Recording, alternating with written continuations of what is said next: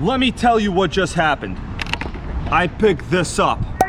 They see me rolling. Are you insane? Anything to make a vintage Nitro great again. This is probably the worst disintegration of an air filter I've ever seen. Truly sickening, guys. Could we make this Nitro great again?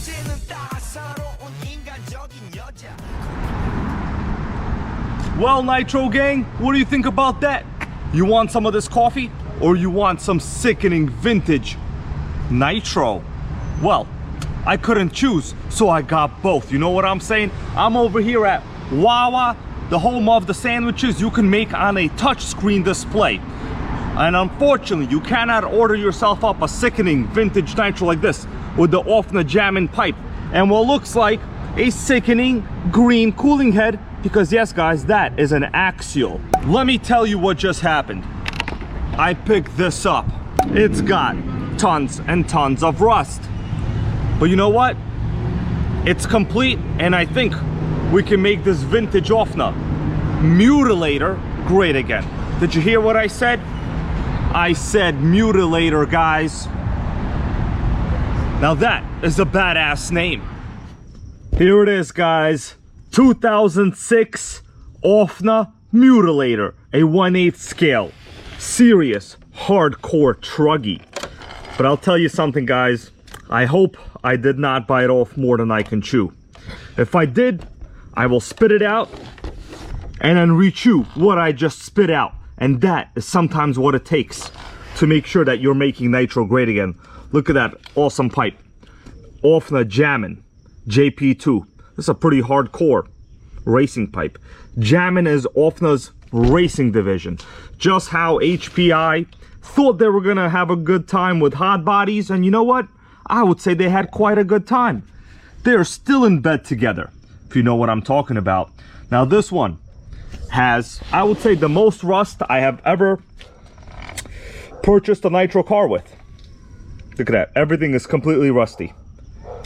But I think this is mostly 80% surface rust and 20% rust that you probably cannot fix. The screws I'm not too worried about. These are, you know, metric hardware screws. I'll just probably have to replace them. Sway bar is super rusty. Let's see if we even can move the steering. No, we cannot. It is so rusty, I literally cannot even move it.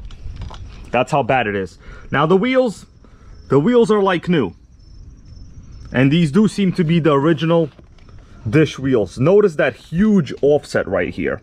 Well, that's what happens when you take a buggy and make it into a truggy. Basically what you're doing is you're giving it slightly wider arms and you're giving it giant offset wheels like that. To get that 17mm hub out, I'm gonna have to actually look for a proper wrench. I don't know if it's gonna be that easy. Let's take the body off, check out the star of the show, which of course is the nice sickening axial engine. Question is it completely dead as well? I'm gonna have to find out. Let's take a look at the rest of the chassis. We have a carbon fiber upper deck, front aluminum shock tower. We have rear carbon fiber shock tower, aluminum chassis stiffeners, front and rear.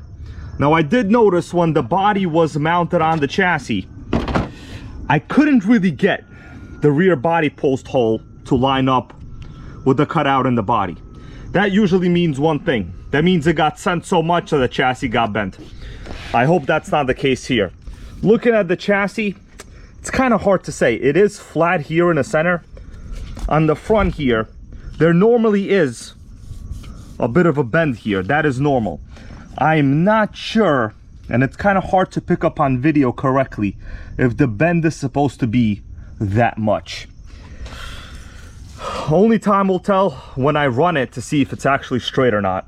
The servo saver, super rusty. Incredible. We have high-tech servos, but I'll tell you this, based on the condition of this car, I wouldn't really say that having high-tech servos is good anymore. This might be the worst condition Nitro I have ever purchased, guys. The fuel tank, it has a little bit of nitro goo inside. It's not the end of the world. I always clean the fuel system anyway. At least we had a proper dynamite fuel filter installed on this chassis. That is a good item. Now check this out. I cannot even compress the suspension. That is how rusty it is. The shocks do not even move. Unbelievable. What about the rear end? Yeah, the rear end is stiffer than some people's opinion when it comes to politics. Does it roll forward? Well, it rolls at least. Obviously there is a good amount of binding. Probably the brakes are somewhat engaged. Oh, okay. We moved the carb a little bit. Well, we now know that the carb is not seized. That's a positive. Man, I think this car was probably left outside. I gotta tell you guys, I don't think I've ever purchased a car in such not awesome condition. Axial motor. Well, the cooling head seems to be in good shape. This is probably the worst disintegration of an air filter I've ever seen in my life, my dudes. In my life. And I've bought some pretty killed and destroyed nitros in the past. Oh man, let me take it off. Let's see what happens. The slide carb, it looks okay. I don't see any rust inside. I'm wondering if I should attempt to do a compression check on the motor. I got the flywheel right here, touching it with my middle finger, showing it who's boss. I'm gonna spin it over. Let's see what happens. Well, the flywheel does move. We got some compression. We got good compression, baby. I think after a nice little repair, 3-in-1 oil, this should be unstoppable. But unfortunately, let's just hope the surface rust all along these drive shafts everywhere hasn't really made this a non-cost effective project for me. You know, based on what I paid, I could have saved a little money. And honestly, I didn't see all of this rust in the picture. This is more rust than I expected. The newest Nitro Gang acquisition.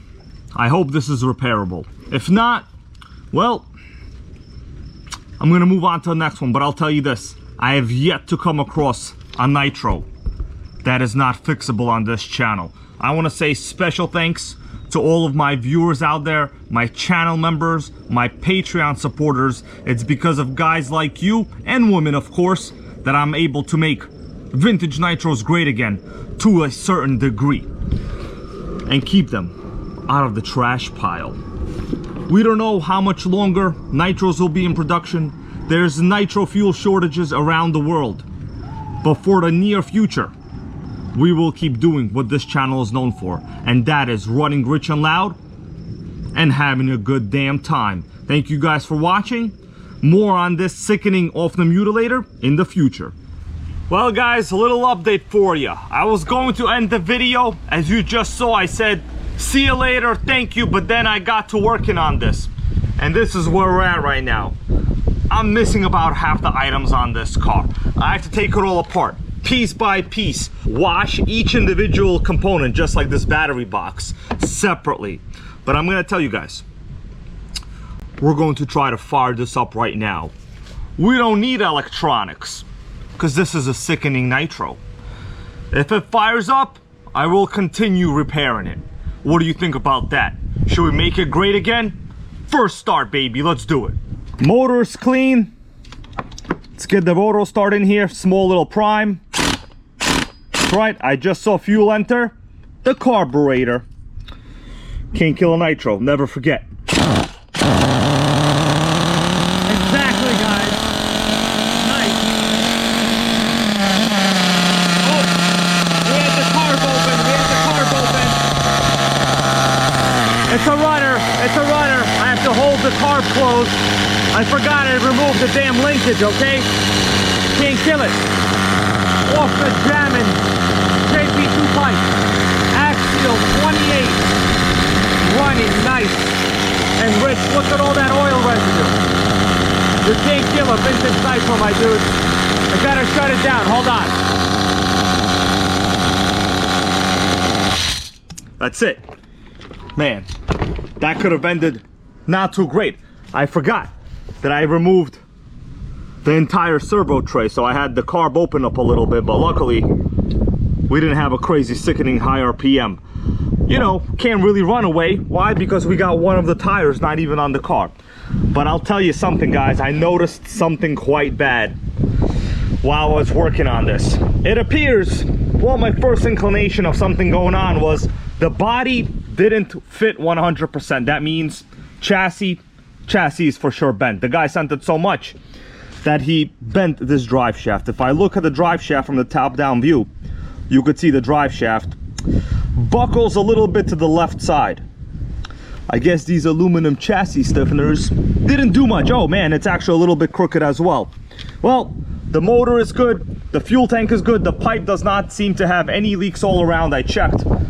This is a work in progress. It's not a small amount of work, it's a lot of work. Everything is super rusty on this chassis. I can't even actually adjust the gear mesh because the screws are completely seized. I've ordered some more Dremel cutoff wheels because I can't remove them, guys. I can't remove it. I need to remove this entire front end now and bang the chassis back out to a proper position. I think it's about maybe 1 or 2 millimeters higher in the front than it needs to be. Needless to say, I've got my work cut out for me. By the way, check out the battery that was removed from this car. Yeah, sickening leakage. Energizer. I don't know how trusty these are. Not that trusty. Well, I'm gonna do some more work on this. You can't kill it, but you could surely try. And this owner surely tried to kill it. Each and every part has a ton of rust on it. And I've cleaned some of it up. I know you're looking at it and you're like, bro, this is a lost cause. You see this drive shaft? You're like, nah, that drive shaft is garbage. Well, look at the rear drive shaft. It was the same as the front and I cleaned it. The rest of the parts, I kind of let it be. There's still a ton of rust here. I haven't looked at this part yet. I need to make sure that the chassis is straight and that the motor runs. The motor runs and now it's time to make this thing straight again. Well guys, I've done everything I can. I've dremeled a new hole in the screws. I still cannot get the screws out. It seems like they have a crazy amount of thread lock in them. Even a nice deep thick slot from a Dremel right over here, even that doesn't help. So I am resorting to the ultimate problem solver. That is a torch. We gotta get these screws out, gotta set the proper gear mesh on this vintage OFNA. Anything to make a vintage Nitro great again. I cannot believe it's actually worked. Wow. Huge amount of thread lock in this chassis. We got one out, got another one. I'm gonna heat this one up over here, and another sucker over there. Already created a slot in it. And of course, yeah, there's a whole bunch of other ones left over here.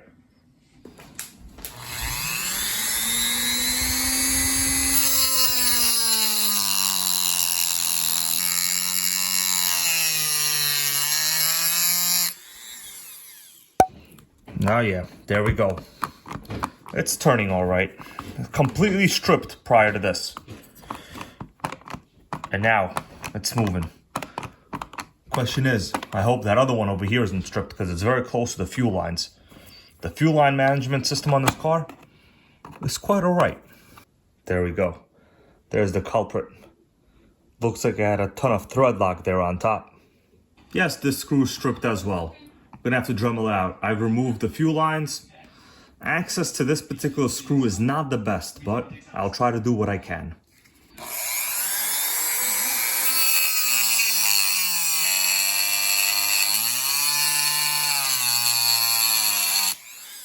Will it spin? Of course it's going to spin. So the cutting action of the Dremel cutoff wheel also heats the screw up, and I've already tried heating it up, but in this position it's next to a fuel tank. Really not much you can do. The Dremel really does its job. Ooh, touched it. It's hot. Too hot, guys, too hot. Take a look at this. Tons of what looks like very old thread lock on that screw. Shock advised. It's time to do what I can to the shocks. The springs themselves, pretty bad. There's a ton of rust on them, and these are actually not even that bad. The rear shocks are significantly worse. Well, I'm going to do the cheapest, easiest thing possible. basic white paint. This is a Rust-Oleum high luster coating. Factory-like finish on wood, metal, and more. Ultra smooth. It's fine. Color is white. Let's do the spray job, guys. Spray job time. All right, going on pretty good.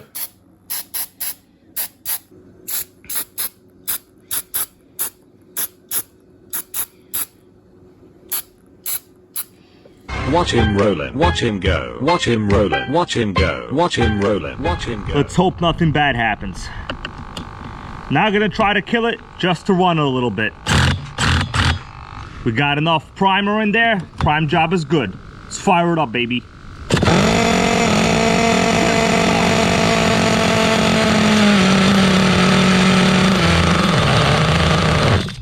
Oh, running too rich, running too rich. Let's fire it up again. Just getting a proper idle trim setting, you know, tuning it a little now.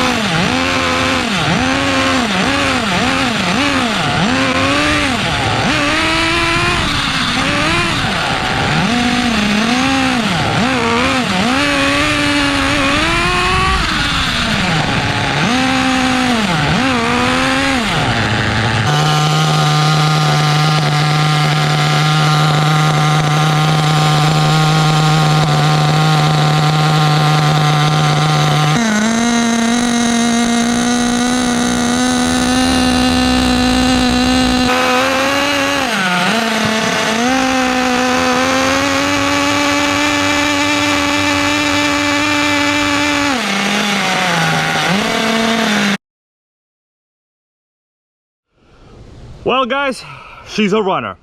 Let me tell you a couple of the bad things I noticed during the drive. The wheels seem to be completely crooked on the inside. It's possible they've had so much water in them over time that now the foam is a little bit uneven. I noticed when I was going a little bit, you know, not too slow on the street over here, you could clearly see the wheels were wobbling. Might not have picked it up on camera, but I'll tell you this thing was running rich and loud, guys. I gotta figure out the tire wobble situation. I might actually go to different tires overall. I'm not 100% sure. I think the tires are a problem in this case. The brakes are good, engine is good, fires up good, doesn't shut down. It just needs to be a lot leaner. I think we've proved you cannot kill a nitro. I want to say special thanks to all my channel members, my Patreon supporters, my viewers out there. It's because of everyone like you that I am able to buy more nitros and keep making them great again. See you guys later. Boom.